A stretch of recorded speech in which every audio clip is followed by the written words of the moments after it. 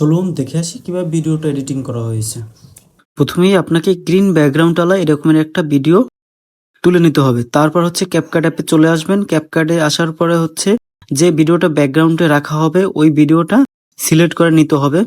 তো এটা সিলেক্ট করার পরে হচ্ছে তো আরেকটা ভিডিও অ্যাড করতে হবে। এই ভিডিওগুলা আপনারা কোথায় পাবেন আমি কমেন্টের নিচে টেলিগ্রামে লিংক দিয়ে রাখবো, ওখানে গেলেই এই ভিডিওগুলো পেয়ে যাবেন।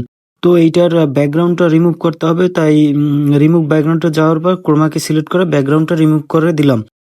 ব্যাকগ্রাউন্ডটা পারফেক্টলি রিমুভ করে দিলে ফ্রেমের সাথে অ্যাডজাস্ট করে নিতে হবে। তারপর হচ্ছে মেইন ভিডিওটা যেটা গ্রিন কাপড়ের পিছনে শুট করছিলাম ওইটা ইনপুট করে নিলাম। তো ওইটা ইনপুট করার পর হচ্ছে ফ্রেমটা অ্যাডজাস্ট করে নিতে হবে। তো 1:1 সিলেক্ট করতে হবে। তো 1:1 সিলেক্ট করে পুরো ফ্রেমটা অ্যাডজাস্ট করে নিতে হবে।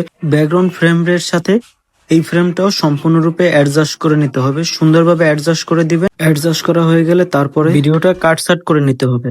কাটসাট করে নেওয়ার পরে ভিডিওটা একবারে প্রথমে নিয়ে আসতে হবে। তো প্রথমে নিয়ে আসার পরে আপনাদের রিমুভ ব্যাকগ্রাউন্ডে যেতে হবে। রিমুভ ব্যাকগ্রাউন্ডে যাওয়ার পর ক্রোমাকে সিলেক্ট করে ব্যাকগ্রাউন্ডটা সম্পূর্ণরূপে রিমুভ করে দিতে হবে।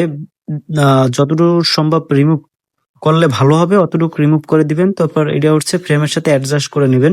তো অ্যাডজাস্ট করা হয়ে গেলে আপনার ভিডিওটা একটা ফিল্টার ব্যবহার করতে হবে। তো ফিল্টারে যাওয়ার পর আপনার এইচডি ক্যাম 2 এই একটা নামের ফিল্টার আছে। তো এই ফিল্টারটা ব্যবহার করবেন। এই ফিল্টারটা ব্যবহার করলে একটা সিনেম্যাটিক লুক আসবে।